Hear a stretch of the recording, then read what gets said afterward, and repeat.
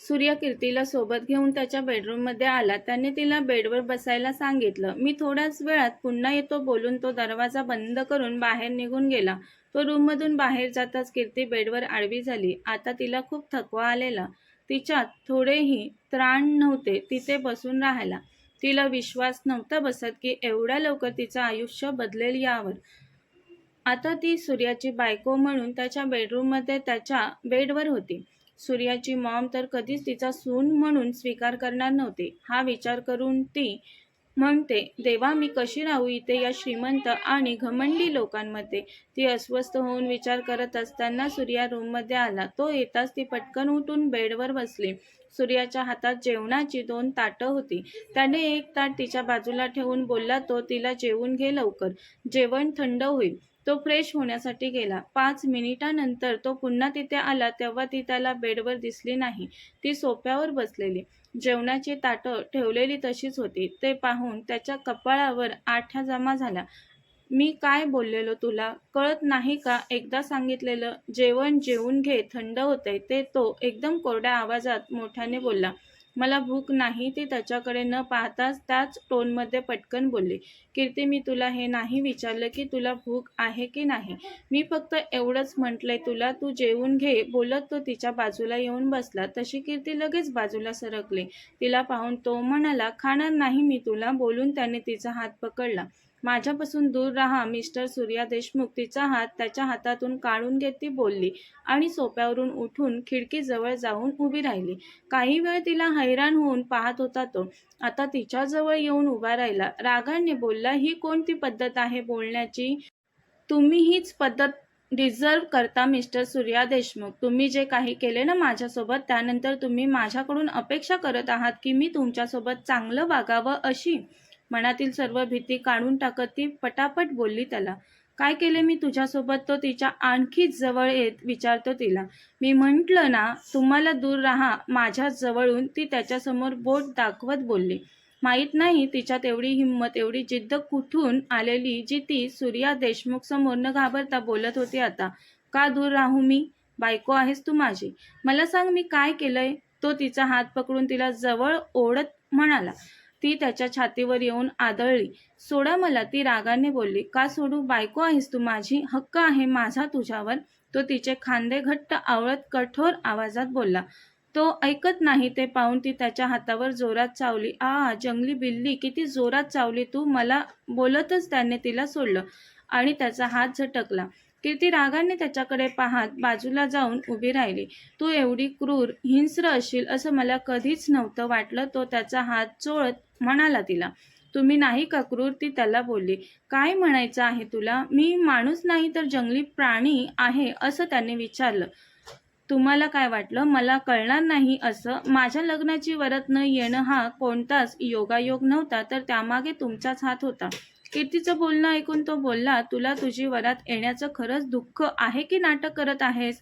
तुमचं डोकं ठिकाण्यावर नाही का? माझ्या लग्नाची वरात आली नाही आणि मी त्याचं दुःख पण नाही करायचं का? मला वाटतंय तू दुःखी होण्यापेक्षा खुश व्हायला हवं, तो बोलला. काय बोलत आहात मिस्टर सूर्या? पागल झाला आहात का तुम्ही? मान्य का नाही करत की तुम्हीच माझ्या लग्नाची वरात थांबवली ते? कीर्तीच्या बोलण्यावर सूर्या एक क्षण शांत झाला. पुढच्याच क्षणी तो तिच्याजवळ येत बोलला, ठीक आहे मी मान्य करतो माझाच हात असेल, तर मग आता बोल तू काय करशील? तो तिला चॅलेंज करत बोलतो. तिने लगेच चेहरा फिरवला. डोळे पाण्याने काठोकाठ भरले होते तिचे. ते पाहून त्यालाच कसं तरी झालं. तो म्हटला, चल सोड हे सगळं, जेवून घेऊ आपण, मला खूप भूक लागली आहे.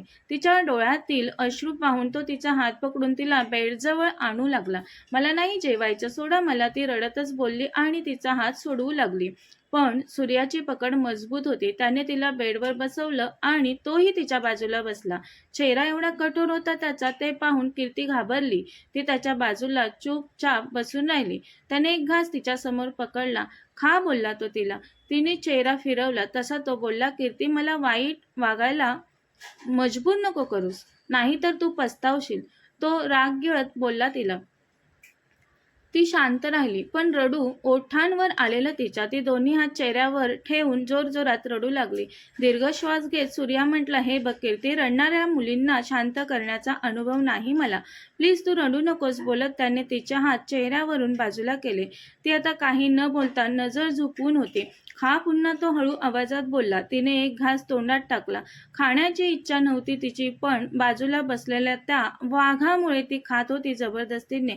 काही घास खाल्ल्यानंतर ती म्हटली, बस आता नको मला. त्याने काही न बोलता तिच्या हातातून ताट घेतलं. तो रूममधून बाहेर निघून गेला. तो गेल्यावर ती ओढणी स्वतःभोवती व्यवस्थित गुंडाळून सोफ्यावर झोपली. ती काही वेळाने तो रूममध्ये आला. दरवाजा बंद करून तो सरळ तिच्या जवळ आला. काही क्षण तो तिलाच पाहत राहिला. एक दीर्घ श्वास घेऊन बोलला तिला, इथे का झोपलीस? चल बेडवर झोप, मी इथेच ठीक आहे. ती बोलली, मी तुला विचारत नाही तर मी तुला ऑर्डर देत आहे. बेडवर झोप. बोलतच त्याने तिला सोफ्यावरून उठवलं. मला नाही झोपायचं. बेडवर बोलून ती तिथेच बसण्याचा प्रयत्न करत होती. तो जबरदस्ती तिला उठवत होता म्हणून खूप घाबरलेली ती. का बेडवर नाही झोपायचं तुला? बेडवर काटे आहेत का? ते तुला टोचतील. तो बोलला.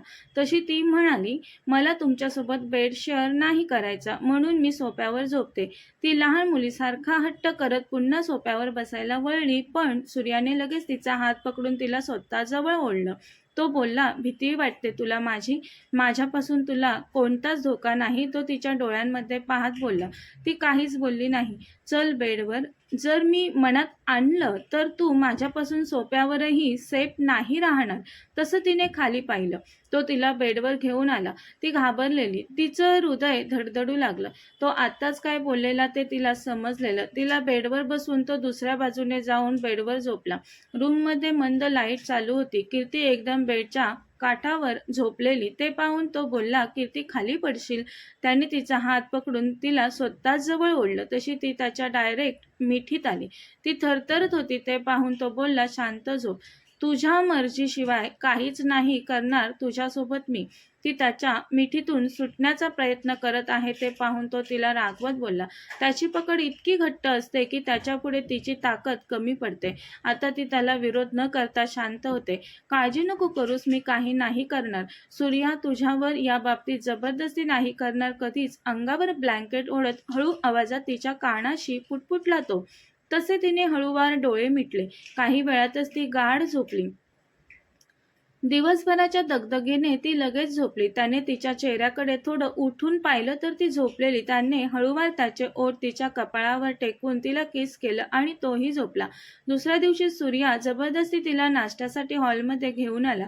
त्याची मॉम तिला पाहून डायनिंग टेबलवरून उठून निघून गेली. त्याने कशाचीच पर्वा न करता कीर्तीला त्याच्या बाजूला बसवलं आणि तिला जबरदस्ती खायला लावलं. जबरदस्तीने तो तिला खायला लावत असला तरी तो प्रेमाने तिच्या ताटात एक एक पदार्थ ठेवत तिला खा म्हणत होता. घरातल्या सर्वांसमोर त्याला तसं करताना पाहून ती संकोचली होती. त्यानंतर तो तिला मॉलमध्ये घेऊन आला, पण तिने मॉलमध्ये काहीच घेतलं नाही स्वतःसाठी.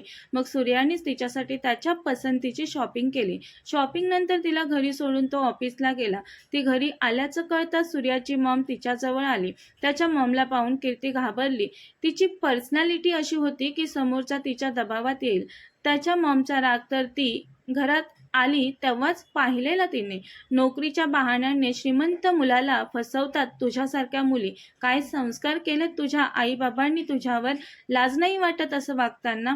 श्रीमंत मुलांना फसवून श्रीमंत होण्याचा हा चांगलाच मार्ग निवडतात तुझ्यासारख्या मुली. असं काय आहे तुझ्यात की तू माझ्या मुलाला तुझा दिवाणा केलास ग? खूपच रागारागात त्याची मॉम बोलली कीर्तीला. त्याच्या मॉमच्या विषारी शब्दांनी कीर्तीचं हृदय तुटलं. ती काही क्षण सुन्न झाली. मी तुमच्या मुलाला नाही फसवलं. त्यांनीच त्यांच्या मर्जीने माझ्यासोबत लग्न केलं आहे, तेही जबरदस्तीने. तुला काय वाटलं मी तुझ्या बोलण्यावर विश्वास ठेवेल? तुझ्यासारख्या मिडल क्लास मुलींना मी चांगलंच ओळखून आहे. श्रीमंत मुलांना फसवण्यात तुम्ही खूपच तेज असता. त्याची मॉम अतिशय तिरस्काराने आणि मनातील राग कीर्तीवर काढत बोलली. की ती रागाने मनातून तळपत होती. त्याच्या मॉमच्या बोलण्याचा तिला राग येत होता, पण तिच्या समोर ती काहीही न बोलता शांत उभी होती. तुला काय वाटलं? तू या घरात आलीस तरी इथली मालकीण होशील. तुला मी माझ्या मुलाच्या आयुष्यात जास्त दिवस टिकूच देणार नाही. लक्षात ठेव. त्या कीर्तीला बोट दाखवत बोलून तिथून निघून गेला.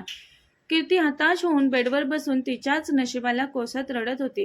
काही वेळांनी कीर्तीच्या रूममध्ये नोकराणी आली. तिला सूर्याने सांगितलेलं की कीर्तीच्या खाण्यापिण्याचं पाहायला.